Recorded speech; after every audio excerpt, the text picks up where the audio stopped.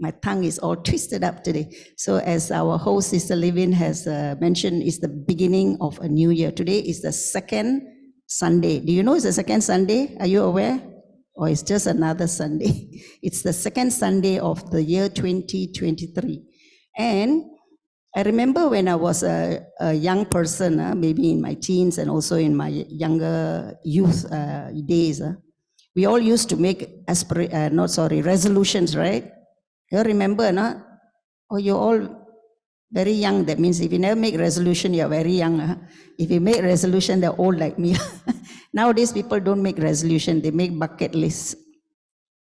So when we make resolutions when we were younger, especially at the end of the year and at the beginning of the year, we reflect back on our life. We think, actually, what I want to achieve in this year. This year, I want to do this. I want to get so many A's. I want to get a new boyfriend or girlfriend. I want to travel. These are the resolutions that we will do. But as a Buddhist practitioner, what we can do is to, when we reflect, when we look back over our lives, we see, what have I done that has made me a better me? How can I improve myself? How can I be a good friend to another person? We reflect on our life in this way. And what we need to do, actually, what is the thing that is lacking in me that I can overcome in order to be a better me? So these are the aspirations that we can do. When we do resolutions, what happened? By Chinese New Year, all forgotten already. All put into the cabinet, all wiped nice clean. We do spring cleaning, we also spring clean our resolution and then forgotten. Correct? But when we make aspiration, we only make a few, just one or two, and then we can repeat, we can recycle it back every year until we perfect it. So this is one of the reminder for us in this year. And this topic today, what is our topic? Our topic is happiness in learning and growing. Happiness must learn, meh? Come on, must learn about happiness. We all are happy, right? We know how to be happy, right? So why we should learn about happiness? This is what today we are going to explore. Why we need to learn about happiness, what exactly happiness is, and how to grow more happiness. We are already happy, but how to be happy in what the Buddha has taught us. So let us watch a little video to see, get a bit of understanding.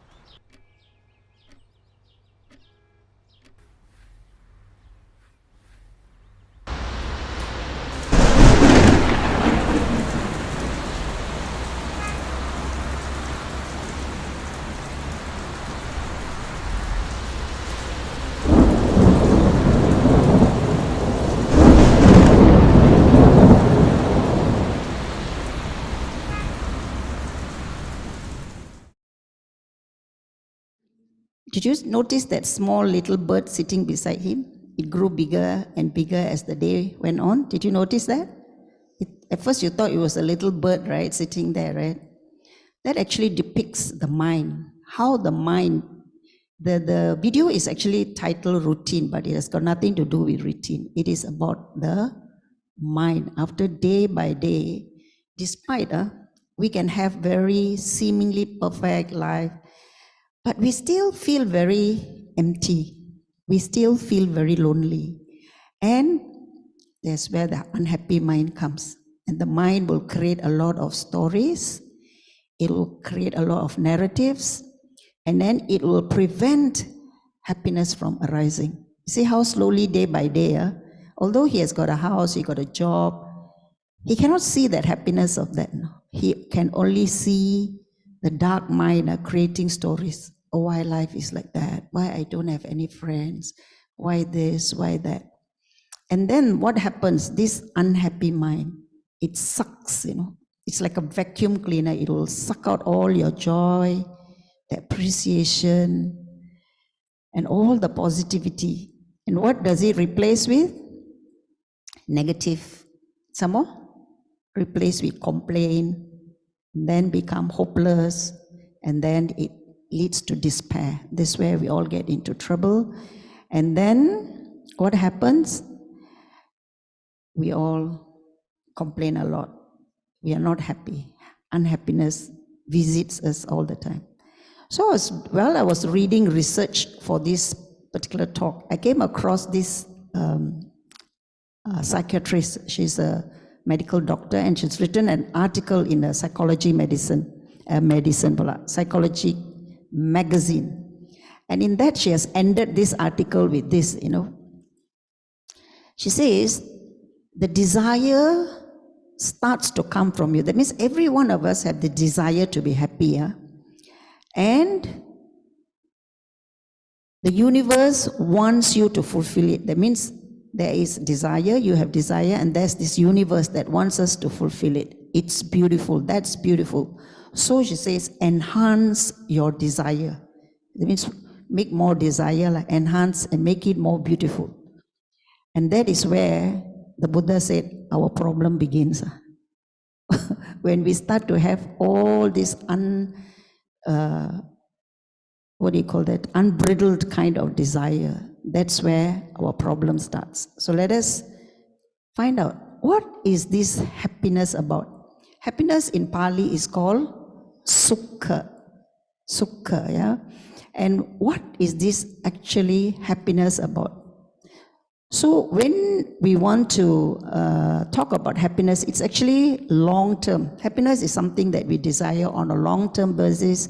It is about peace of mind. It is about our satisfaction in our lives. Will that broadly explain what happiness is?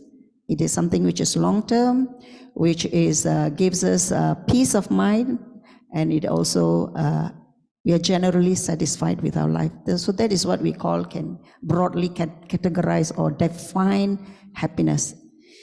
All of us as human beings, we only talk about human beings today. We forget about others, animals and all that. We talk about human beings. Universally, all of us are actually, we want and we are searching for happiness and satisfaction in our lives. And that is what we all look for all the time. Every time, even as we are sitting here, we are actually looking for happiness. See, when this talk going to end? When can I get up and go and have a drink? I'm actually kind of thirsty and hungry. So it is a kind of happiness. We're always looking for happiness in one way or another. And it is the ultimate. Ultimately, we all want happiness, and we look for it all the time, and continuously we look for it. Then we want it to continue forever.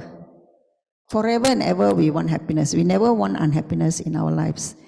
And so the Buddha teaches us that this happiness, if we really want happiness all the time, continuously, forever and ever, the Buddha said there is a way. There is a way you can actually achieve happiness. Although we think, where God, impossible. No way we can have happy. But the Buddha has taught us a way that we can be happy all the time. And the Buddha said this is all due to causes and conditions. Happiness can arise only when there are causes and there are conditions. And not only there are causes and conditions, but we know what is happiness and we know how to practice. We can sometimes know, but we don't know how to practice. We don't practice it in the correct way. So there are many things involved that can bring us happiness or satisfaction. So we talk about happiness already. Let's talk a little bit about unhappiness. Yeah? What is actually unhappiness? Why are we so unhappy? Have you ever thought about it? Unhappy lah. Afterwards, I happy back again, lor. So we go on with our lives, yeah. So what are we unhappy about? What we all know in our lives that we have lived so far, all of us have lived many, many years. I have lived 70 years already. So minus the first maybe 20 years, a bit stupid. I don't know what is going on in our lives. So about 50 years, actually, I have lived not knowing, minus another 20. That means, so 50 minutes, about 30 years I lived actually without knowing actually what is this, what is it actually life about? Lived going on and on and on, being disappointed, not getting what we want. So, we all live this, we all want our dream jobs, we want our dream partner, dream husband and wife, we want to have good friends, we want to have a nice house, we all desire all these things. In general, in our life, we check, tick, we tick, okay, got house, tick, got money, okay, tick. Some more what we tick? What we tick some more? We tick, I'll say, okay, we got, go for holiday, okay, very good. Some more? We got a nice job, okay, we tick. So we go on ticking all these things in our life, and then we thought in general that we have all this, we assume that these are the things that give us quality in our life. That is the thing that really gives us happiness. And then it's like that, we go, hamster, the hamster wheel?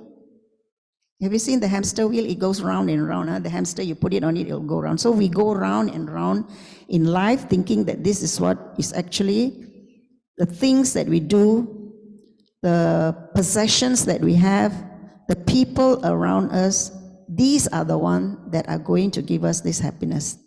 But the Buddha said this thing, the Buddha said, all this starts because there is one thing. We want happiness, but we all end up with unhappiness at one time or another. Not to say we're unhappy all the time, but there are times when we really need to be the person that we are not happy, but really be happy. The Buddha said the cause is because of avijja, ignorance. And the Buddha starts, avijja paccaya sanghara. All causes and conditions arises from this factor of ignorance in our life, avijja. So what exactly is this ignorance? The ignorance that we have, number one, is not knowing or lacking knowledge of how to be happy. So just now I asked the question, learning about happiness must know, man. We all know how to be happy, right? We eat food, we are happy. We come here, happy or not? Come here. Happy or not? Wow, I think not happy. Happy or not? Okay, I'm forcing you to say, all right, it's okay. So, knowing one of the things of this unhappiness, the reasons for unhappiness is that we lack the knowledge on how to be happy. Number two, we lack the skill of managing unhappiness. If unhappiness comes to us, we actually don't know how to manage that unhappiness. And thirdly, is actually we don't know what we are doing. We are just existing in life. We go on and on. Life comes to us, experiences come to us, things come to us, people come to us, so we carry on living. But the Buddha has taught us this knowledge.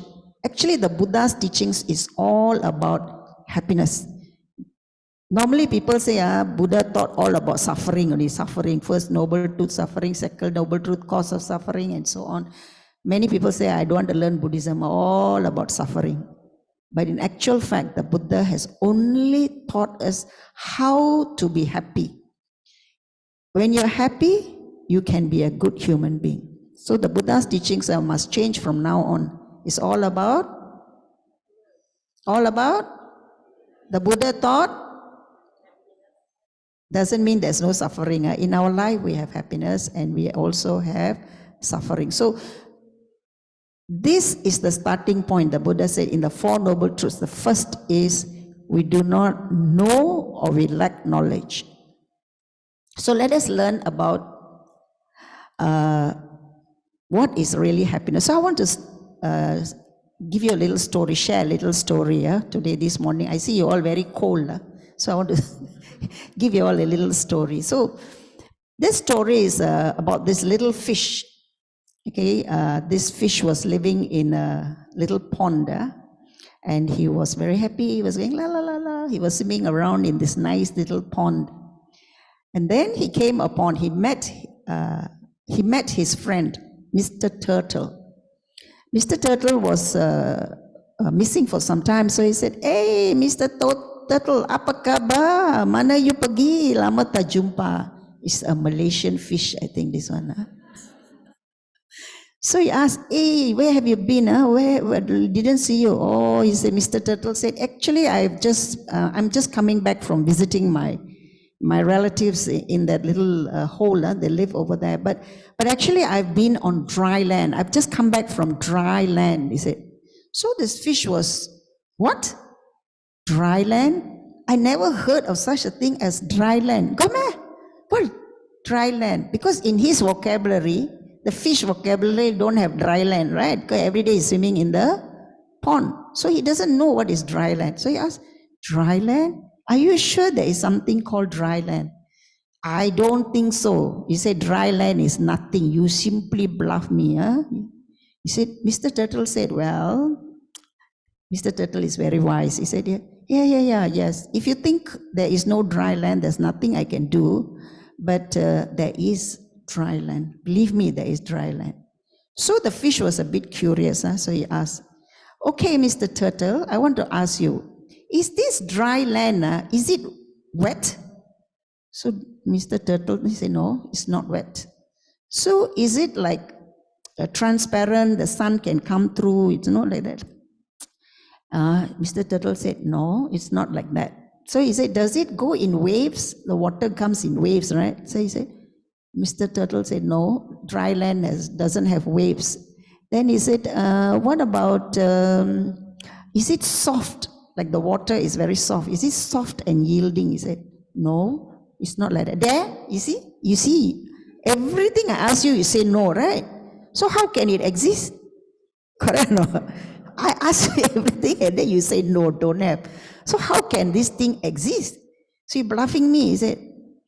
So Mr. Turtle said, okay, really, okay, if you feel that's the way it is going to be, then I cannot, but there is a dry land, and now I'm going to visit my relatives on dry land. So he said, bye-bye.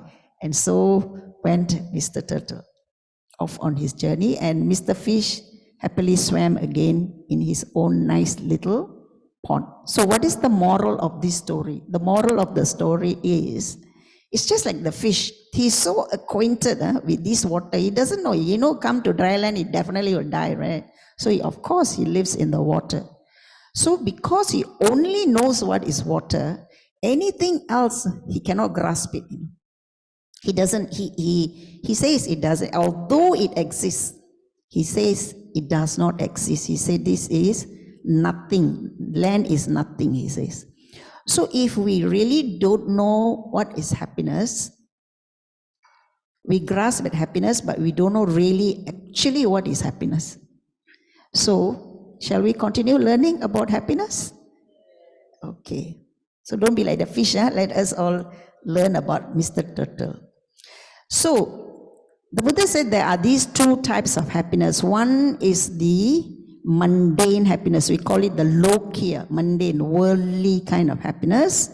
And the second is the supramundane type of happiness, which is called lokuttara in Pali. These are two. But today we won't talk anything about the supramundane because that is a different learning altogether, and it has a lot to do with the mind and meditation. So today we'll only talk about worldly happiness, happiness for all of us living in the world as human beings. So generally speaking, a mundane happiness, we have happiness, but it is rooted in 3 roots of unwholesomeness.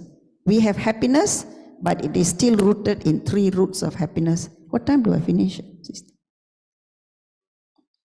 11. Okay. So it is rooted in 3 roots of unwholesomeness. The first is greed.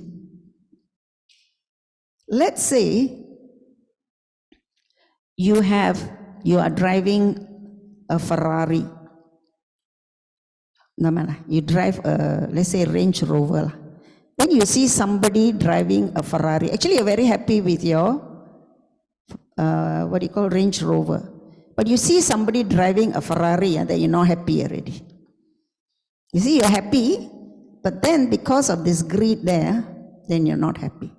So there was one time I was telling this story also that the Sultan of Johor gave this very, very important person, gave a car to members of his staff because they have looked after his son who was very ill and later passed away. But he gave them all gifts, car. He gave them all, I think, if I'm not mistaken, a Myvi. Then when I read that story, I felt very jealous, I don't know why, at that moment, jealousy arose in me. You see how? We are happy one time, and then we read something, we are not happy. We feel very jealous, and somehow there's kind of a latent anger. Why give people car like that? See how the nature of the mind is like that. So this happiness that we have happiness, but it is rooted in these 3 defilements called greed. The other one is aversion. That means we don't want certain things. One, we want. Greed is wanting. Aversion is, I don't want this thing. I dislike this thing. For example, if I have a neighbor and I don't like the neighbor, you go fight with the neighbor, you dislike. We stay together, but we still dislike them. Then the third one is when we have greed, hatred, and the worst is delusion. We are so deluded, we don't know what is happening in our lives. Totally just carrying on what we are doing again and again. We do things to think that I want to be happy. For example, I tell lies thinking that I will get away with something, but in the end, these lies will come back to bite me again. So these 3 roots, mundane happiness, although we have happiness, it is rooted in these 3 unwholesome roots, that is greed, aversion, and delusion.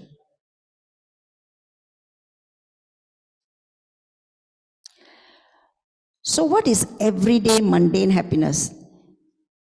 Mundane happiness is always connected to our sense pleasures, pleasant taste, pleasant smell.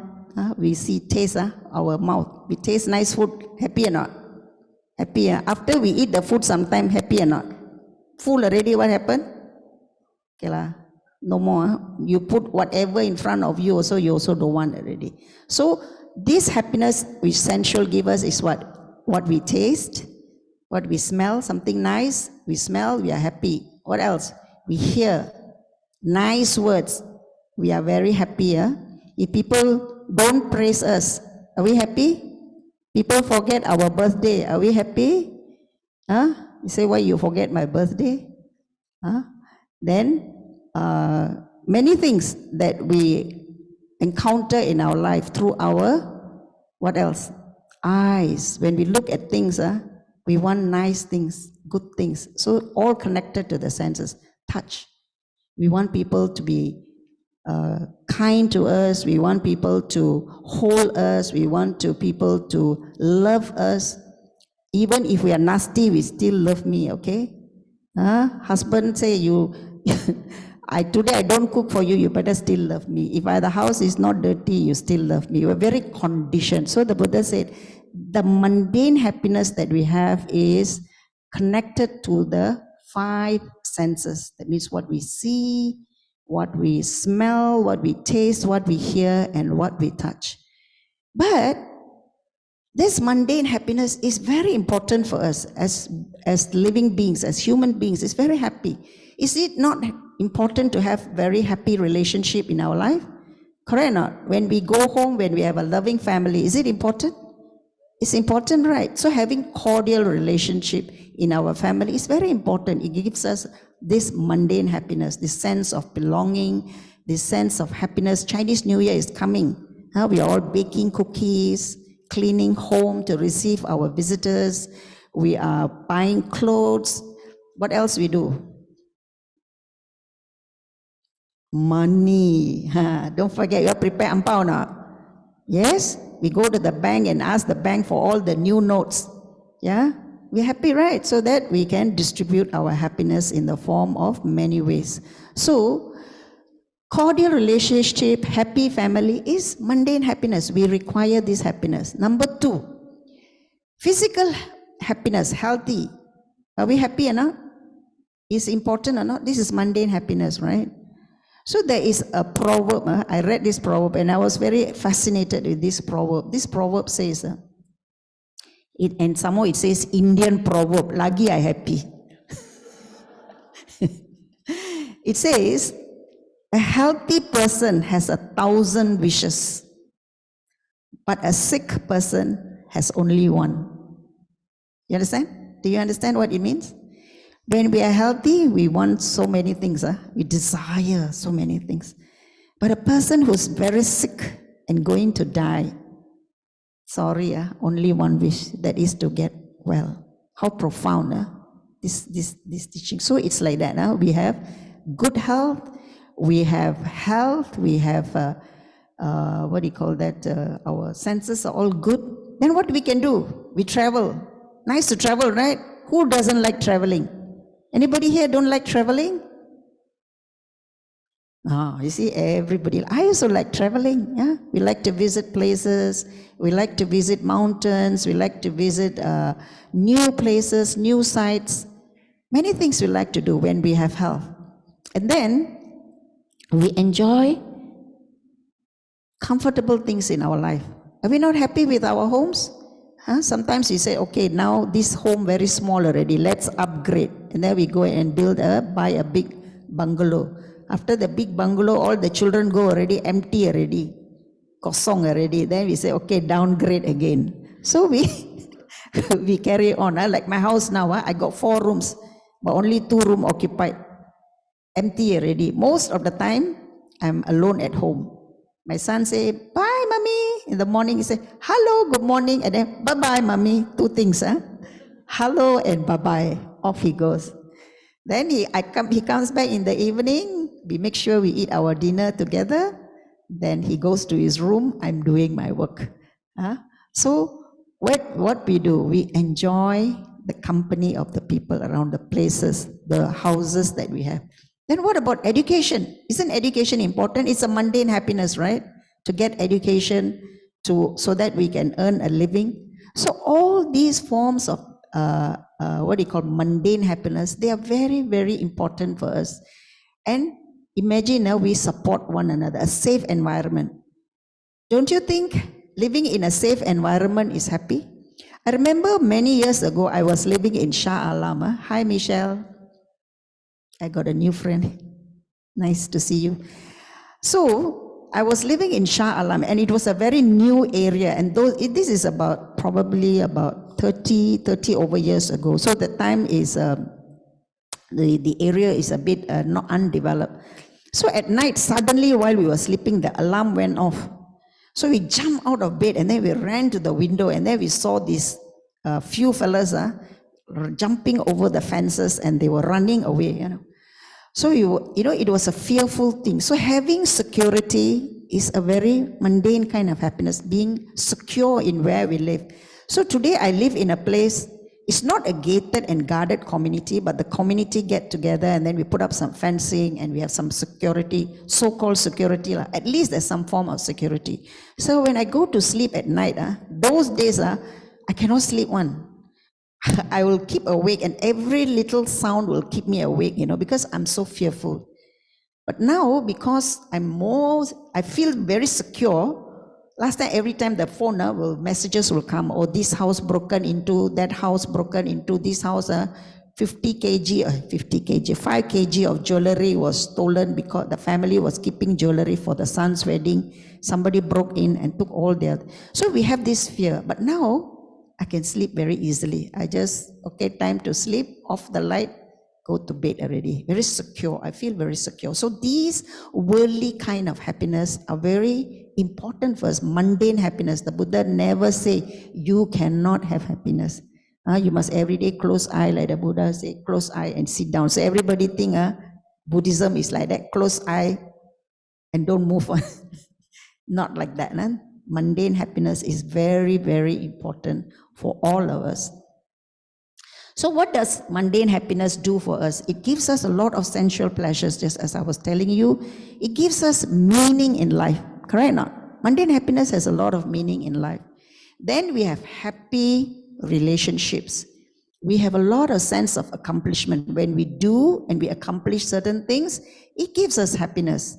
And there is fulfillment in whatever we do, in the pursuits that we have, even in the fulfillment pursuits of our children or our spouse, our family. We're very happy with this kind of mundane happiness. Agree? Okay. But what happens is when we have this kind of happiness, we misconstrue or we misunderstand the source of this happiness. What actually the source of this happiness is. So let us ask ourselves a few questions. First question. Do you think the very rich people, the wealthy people, are they happy? Are they all the time happy?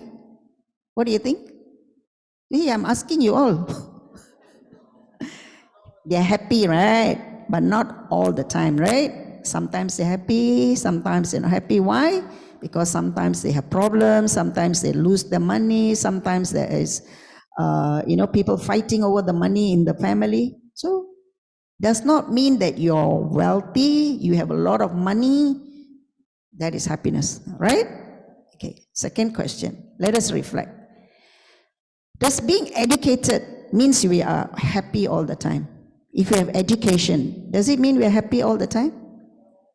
No, right? Education is just education. We learn and we earn a living. We are able to support our family. So, it is a source of happiness, but it does not bring us total happiness. Yeah. So does that mean, now I ask another question. Does that mean that all the people who are poor and all who are not educated, are they happy all the time? Are they happier than the wealthy and the educated? Do you think so? No, right? Why? Because they got their own happiness, yeah? It does not mean that you have these possessions or that you are educated brings happiness, yeah? And another reflection, do you think when you marry the person of your dreams, you will be totally happy? Wow, such a big no. Yeah, everybody is trying to be very, okay lah. Yeah, we marry the person of our dreams, thinking this is the perfect person for me. How happy I will be with this person until the end of my life, until, yeah. So something happens like that, no. So it doesn't mean that you have married someone that is total happiness. Does living alone, single, does not give you happiness? Or no, no, there's no.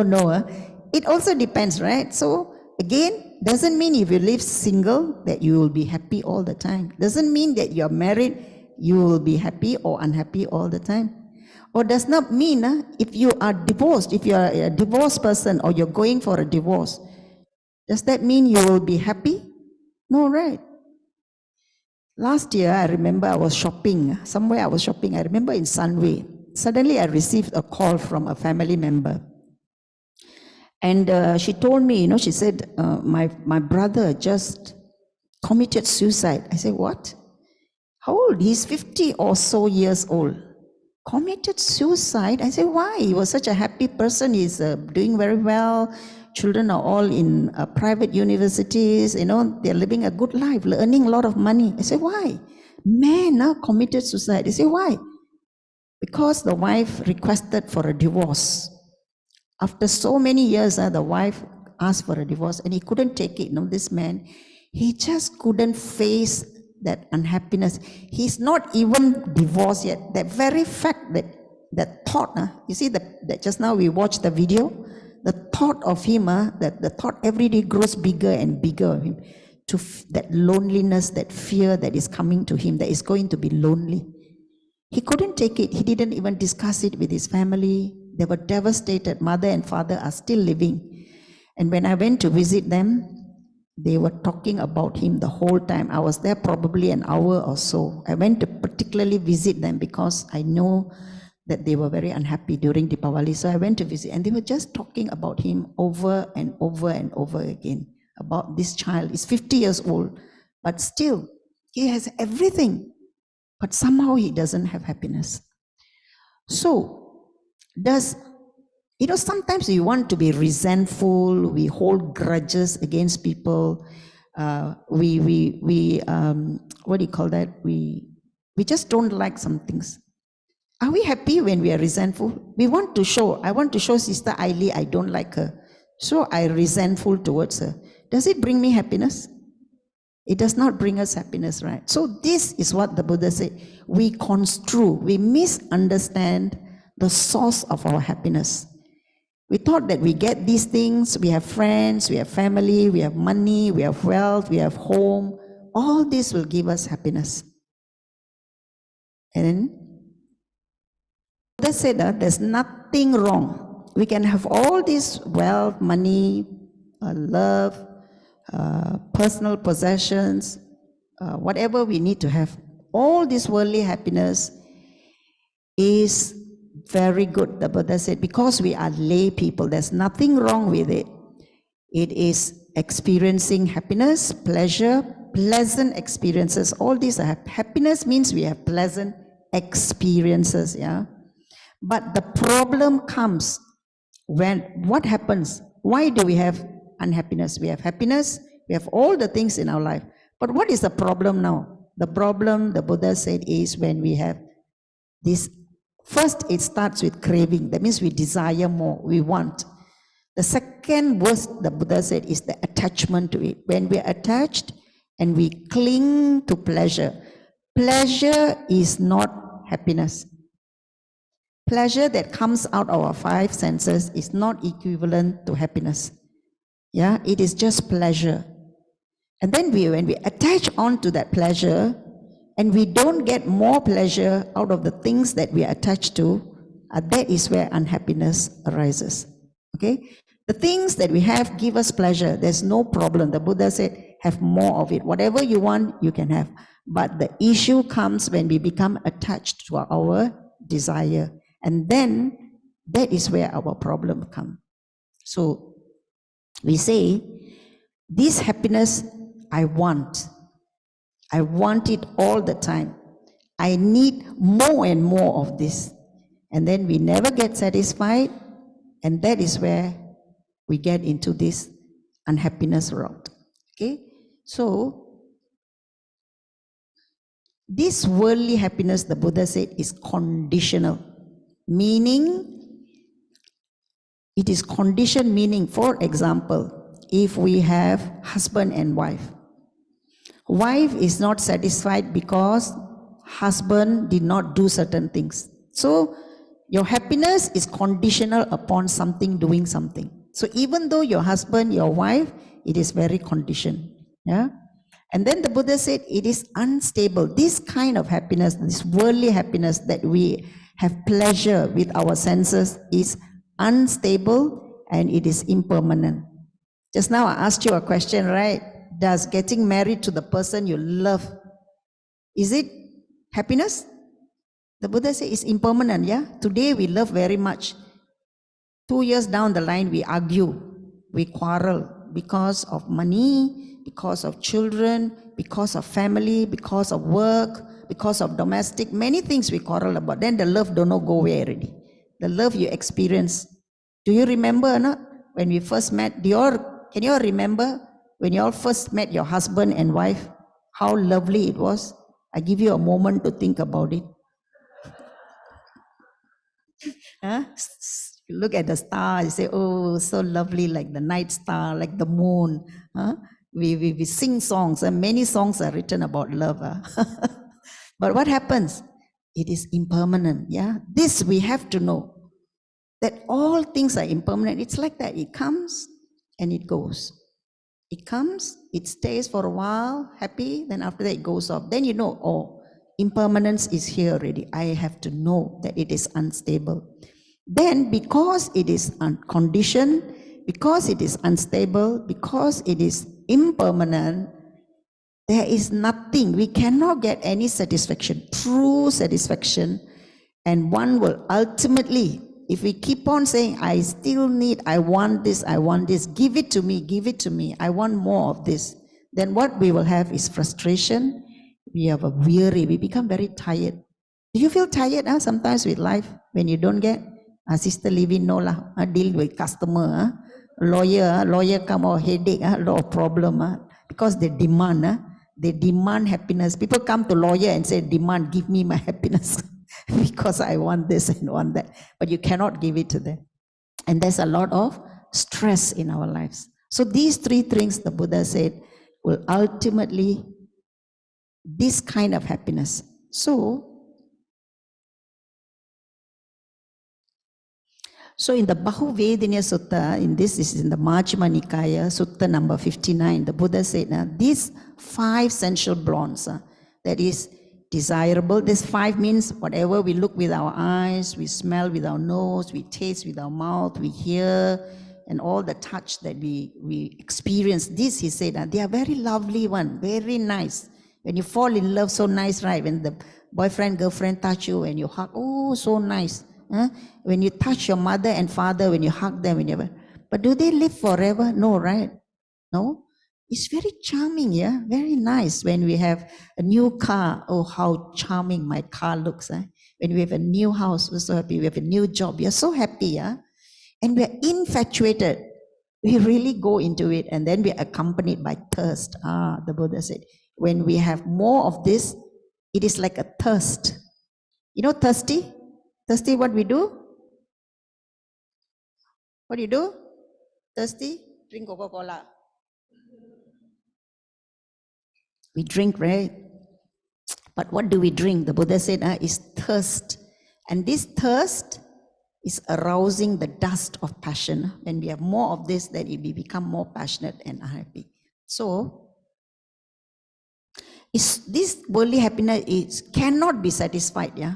It's over, it gets bigger and bigger and more difficult. So, the Buddha said, everything experienced by the senses is sorrow. Whatever we experience is sorrow. And when we desire, we grasp, we attach, it's like drinking salt water. More and more. When you know you cannot get it, that's it. Past is in the past.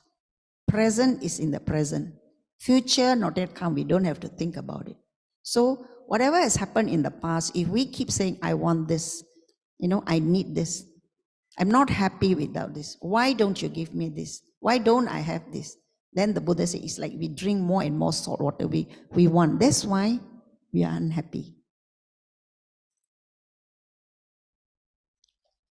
So again, the Buddha said that because of this impermanence, the Buddha said in this Anicca Sutta, he thought about impermanence. The Buddha said, form is impermanent. Our body, impermanent or not? Hello? Body is impermanent or not? You were baby, 30 years ago, 70 years ago, I was a baby, just came out of my mother's womb. But today I'm 70. Impermanent, all right? Are you impermanent? All very unhappy about being impermanent. Sorry lah. Feeling is impermanent, the Buddha said.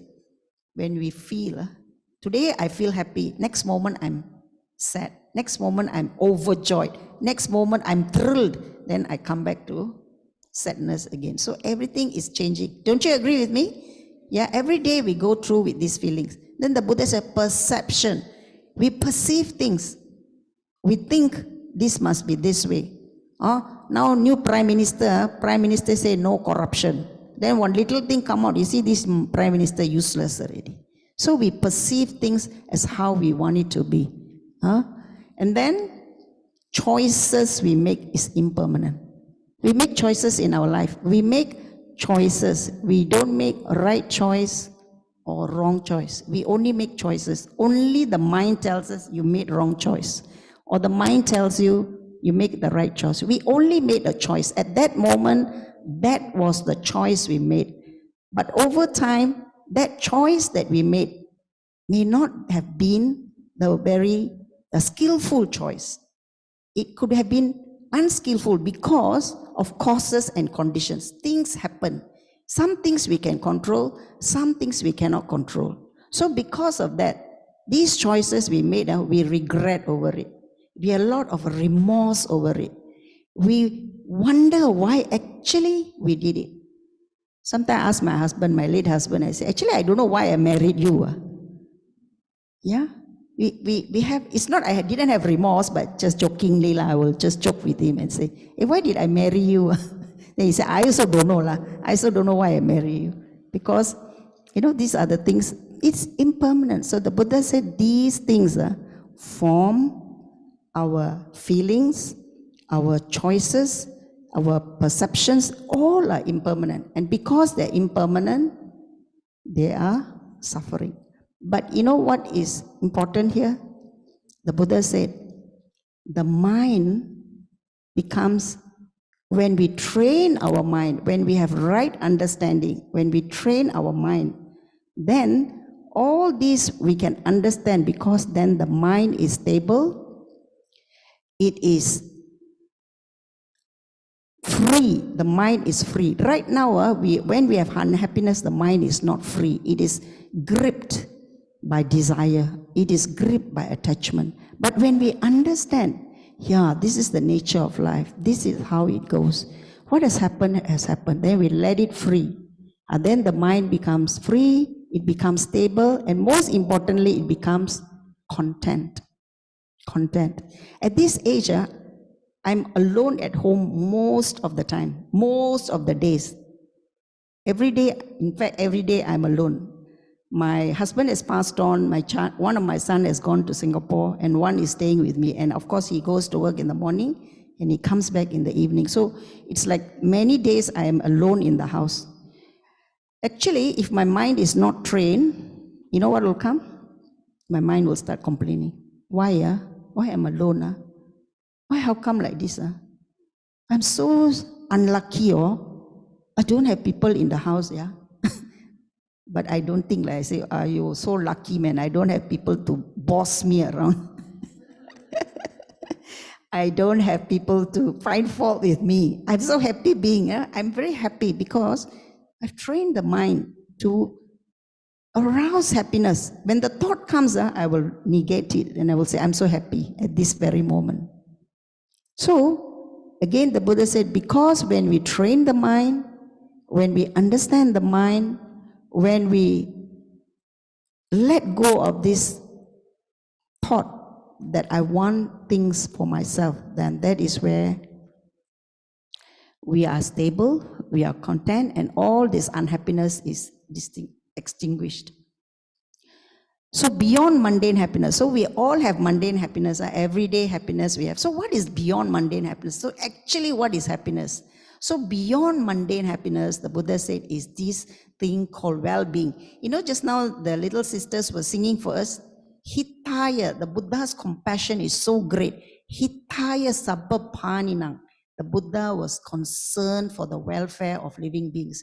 He could see beings suffering again and again, going around in this samsaric circle, die and then get born again, die, get born again, and then born in different planes of existence, especially in the very unwholesome planes. And he was so overcome with compassion, the great Lord, he said. So out of compassion for the welfare of human beings, of beings, also the Buddha was so concerned that that's why the Buddha taught the Dhamma, practice, and he taught the Dhamma. So well-being is the answer to our unhappiness, to our happiness. And this is when the mind, remember just now the video, the mind, instead of being dark, of being unhappy, then the mind is untroubled.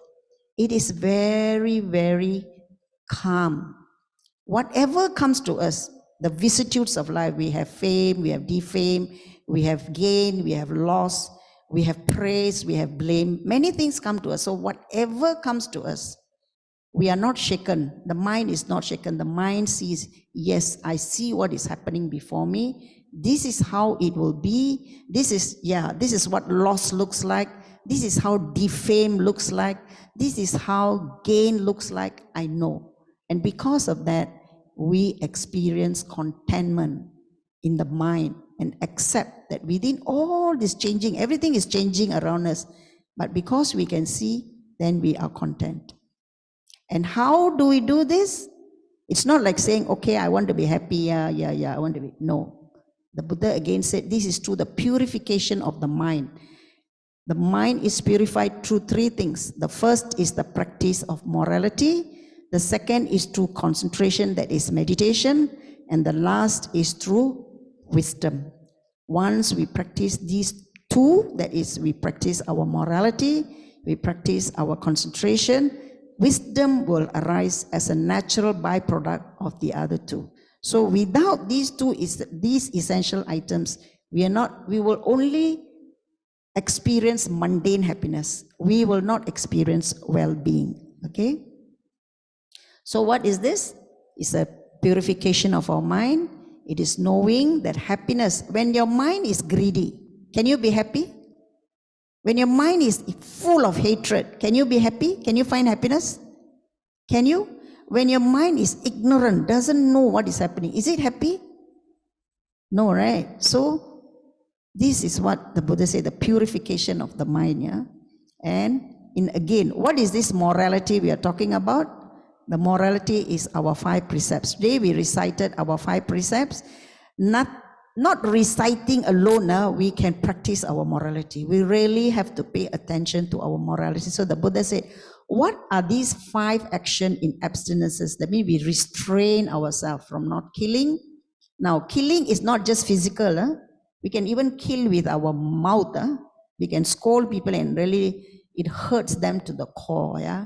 So killing, the Buddha said, not taking things that don't belong to us, stealing, yeah, committing sexual misconduct. This is again a no-no, because once you do a sexual misconduct, it not only hurts the partner or the wife or the husband, but it affects the entire families, even the whole family, even the community, even your job is affected. Yeah.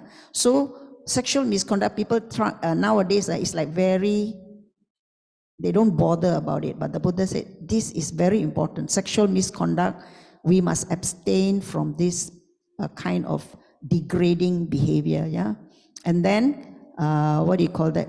Lying, especially our speech. We have to be very careful of our speech. Instead of having harsh speech, frivolous speech, useless speech, have loving speech, caring speech, speech that brings people together, not speech that divides. Yeah. And of course, taking drugs and alcoholic drinks that impair our mind. Yeah. So this, the Buddha said, these are the 5 precepts. We're not going to learn a lot about the 5 precepts today, but these are just guide for us. So the first is morality, and this morality the Buddha talked about are these 5 precepts, which brings us a lot of happiness. Actually, we think, oh, just 5 precepts, just not killing, just not taking, what's so great about it? But actually, when you really pay attention to these 5 precepts and you in your daily life, you put this into practice, you will find your life actually is very, very, very harmonious, very happy, very joyful, your relationship, because all these 5 is actually about conducting ourselves as a proper human being, not being negligent in this life that we lead. So we come to this very important, the 4 truths of happiness. The Buddha taught the 4 noble truths, but today I will just share with you the 4 truths of happiness. So the first things are our emotions. Usually it's because of our emotions that we are unhappy. So these emotions that we can recognize, that these emotions that we have, we must understand that we have emotions. Yeah, sometimes it is out of control, sometimes it is control us. Can we see or not? So the first truth of happiness is, yes, we have emotions, and they are, whether we can handle them or the emotion handle us. So we must know we have emotion. This is the first truth of happiness, that we have emotions in our life. Yeah. So every day we have physical. Yeah, physical, that means we have ailments or sickness or some kind of trouble in our body. We have mental emotions, right? Every day we have mental emotions, and we have emotional experiences in our life. So we must know that we have this. So once you know, that means we acknowledge this, then we can find happiness. Because you know, at this moment I'm experiencing an unwholesome emotion, or I'm having mental difficulty. First, this is what the Buddha said. The Buddha said the first noble truth is, there is dukkha, there is dissatisfaction, there is suffering. So in our happiness, first thing we got to know that we are having our emotions. That is one we must know. The second is, when we blame others for our own unhappiness, happiness will never come to us. So please take responsibility for your happiness or even for your unhappiness. Both also, we must take responsibility. So the Buddha said in the second noble truth, what the Buddha said, the cause of suffering or dissatisfaction is craving, right? So when we know we have craving, what we do? We take responsibility for our unhappiness. So our cause, our negative experiences, we must understand, is because of our desire and our attachment. So when we know I have extreme desire, because I am not happy with your actions, I don't like what you do, I have negative emotions in it, then I know, oh, I'm having this negative thing within me. So I let go of that. It's like having a toothache. You know, when we have a toothache, everybody got experienced toothache, right? I think all of us got lah. If you don't have, you are very blessed already. So when we have a toothache, you know how painful it is? But when we're having a toothache, we always say, I wish I didn't have a toothache, right? Because we think how wonderful without a toothache. But when we are without a toothache, do we ever think about that toothache or not? We don't bother about the toothache. Yeah. So it's like that. So we know when we are having a toothache, yeah, without it, it's. But when we don't have, we say, oh, thank God I don't have toothache. But we never think of our blessings. We say, what is some more? Give me some more. So this is the second. The third is, if we choose to let go, we can relax. So the Buddha said that the third noble truth is to let go of those suffering that we have. So for happiness, what do? We accept that we have difficulties, that things that come are not to our liking. So we accept it, we learn, and then we grow to promote the causes of happiness. How I can be happy at this very moment. Yeah? How I can, at this very moment, give happiness to myself and happiness to others. So when I'm alone at home, I don't complain. Why my life so miserable? I got nobody. Don't have this. I don't have that. But I said, I'm so happy. At least I'm healthy. I can go walking in the morning. I can do gardening. I can sleep in the afternoon. Yeah. Not many of you can sleep in the afternoon, yeah? You have to slog it out, yeah? And I sleep, I say, wow, I'm so happy. I could do so many things, yeah? So I promote the causes of happiness. I look for all the blessings that I have. Rather than looking for what I don't have, I look for what I already have. Then I have a lot of cause for happiness. And the last is, the Buddha said, is just like everyone else, the Buddha and all the noble ones, they have to walk a path. It's not just by listening to one Dhamma talk, you're going to be happy, happy, happy, I'm so happy. It's not going to be like that, yeah? The Buddha said you have to walk this path. You have to practice the path, starting with right view. The Buddha said that means you know that you are going to be born again, huh? There's going to be end of this life. You have to be born again. There is the law of karma. There's the Four Noble Truths. There is dependent origination. Many things that the Buddha has taught for us to be happy. So first thing in the last in the noble, this truth of happiness is we practice with positive changes. We change ourselves for the better. Because if we just stand where we are and complain all the time, there's no going to be happiness. And remember, when we end our life on a negative note, you start the next life on a negative note. Yeah, we are going to start on a negative note. So let us be positive and be happy. And most importantly, please give yourself permission to be happy. Yeah? Nobody can give you permission to be happy. Only you yourself can find happiness. I can't give you happiness. Even the Buddha himself cannot give you happiness. Only you yourself can be happy. So with that, friends, I hope today you have learned a little bit of what is happiness, how to let go of your unhappiness. Remember the blessings in our life. There are many blessings that come to us. We are grateful. We started the year, we ended the year last year with gratitude. We continue on with gratitude. And in the Mangala Sutta, the Buddha said, in this teaching given by the Buddha to a certain deity, a heavenly being came down to ask the Buddha, what is actually happiness and blessings in life? So the Buddha gave 38 blessings. Today we're not learning about the 28, but I'm going to just share with you this, the second last one. The Buddha said, Puttasa loka dhammehi chittang yasana kampati asokang virajang kemang etang mangalamuttamang. The Buddha said, he whose mind does not waver, that means the mind does not like shake like the tree, but it is very stable.